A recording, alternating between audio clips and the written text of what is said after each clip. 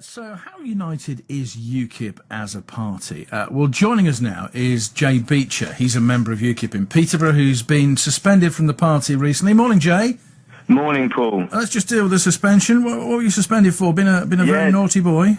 Not at all. Well, during the leadership race, I obviously worked closely with the people at the top of the party and as such became privy to certain aspects which go unseen by the public. So some of these aspects, unfortunately, I didn't agree with, and those included clear issues of corruption, hypocrisy, and in a few cases, unfortunately, elements of unchallenged racism. Now, I did put in official complaints to our party chairman, Paul Oakton, including having one face-to-face discussion in which he promised that the culprits would be disciplined. What he actually did, because most of the culprits were on Team Diane, was to wait for Diane James to win, and then he swept the issues under the carpet. So, of course, I threatened to go to the press because it's in the public interest. Paul called my bluff. I went to the press, and subsequently, here I am. I've been suspended for speaking out. What accusations are you making, and do you have proof? I do have proof, yeah. There are, a lot happened on. We've got to remember, the leadership race was in some aspects a bit of a shambles, really. It was purposely mismanaged from day one and carefully engineered to favour Farage's candidate getting elected and to eventually facilitate Nigel's return. To say anything, opposite to that is completely... Well, Nigel said he doesn't want to return as leader. No, he's going to say that. But I do have proof that will be coming out in the next few days that isn't the case. The truth is that endless rules were broken throughout the process, including some major ones which should have excluded Diane from standing. I did raise formal complaints over these with the stage. So. You were part of Lisa Duffy's campaign, though, weren't you?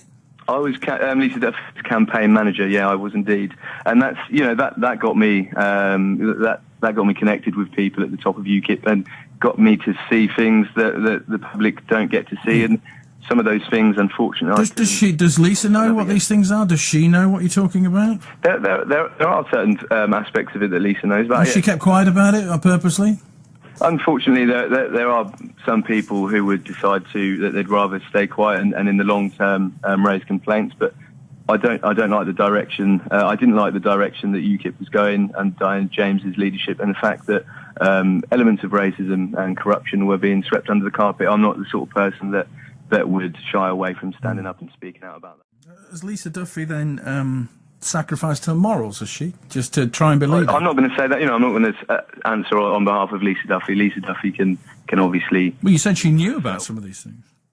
If what you say is true, and I have no reason to doubt you, and I'm sure the proof will come out. If what you say is true, then this goes to the very core, the very, top of UKIP. It's rotten to the core. You're never going to change that. So, I mean, what is going on here, and what is the future for UKIP? And does it even have one? Our grassroots members are being really badly let down. We have some really passionate activists all over the UK who feel completely disconnected from the cronyism mates clubs at the top.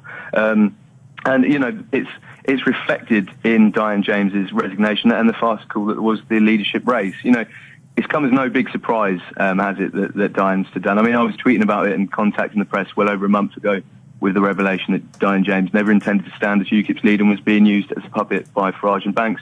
It was in the same building where Stephen Wolfe was told that he hadn't passed vetting, that Diane James's own campaign manager had an open conversation with me about how Diane didn't want to stand, was being forced to by the Mates Club, who want to control the party, and that when she was elected, she wouldn't be staying long. But